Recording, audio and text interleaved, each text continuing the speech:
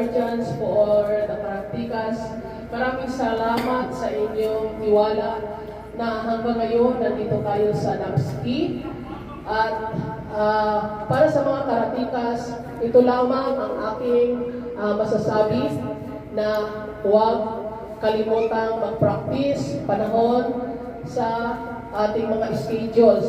Meron tayong minsan na hindi natin magampanan ang Fridays dahil sa kuminsan abutan tayo ng event, but we have to follow the schedules na binibigay ng admin or since sa karate na gampanan natin para mag-practice kasi may kasabihan na practice makes perfect. Yeah. So, hindi natin palagpasin at saka sa mga white, kailangan matuto tayo magmula sa exercise, warm up, kasi sa pamagitan ng pagwa-warm up ay doon natin makamit ang mga kaligtasan ng ating buhay. Bakit? Kasi nabibinat ang ating mga katawan, no? Lalong-lalo na sa mga white na mga older na. Yes! Sa mga white na older, no? Kaya yung mga nanay dyan at tatay na nakaupo, na nakamasid lang, dapat sumali na kayo. Tama. Kasi welcome kayo to join, no? Sa practice. Kasi bakit? Tingnan nyo.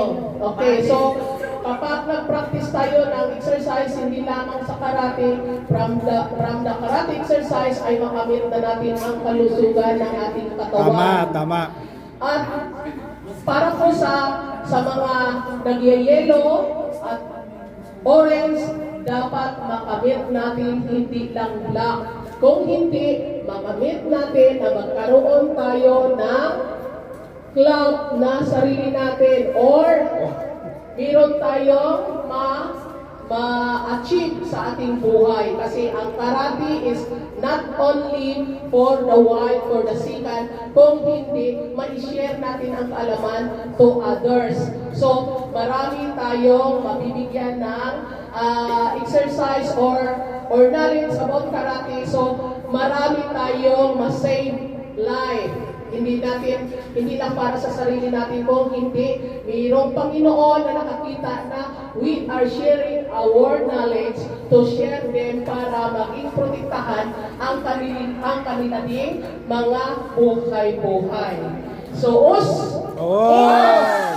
okay. Ang ating guest of honor, at hindi lang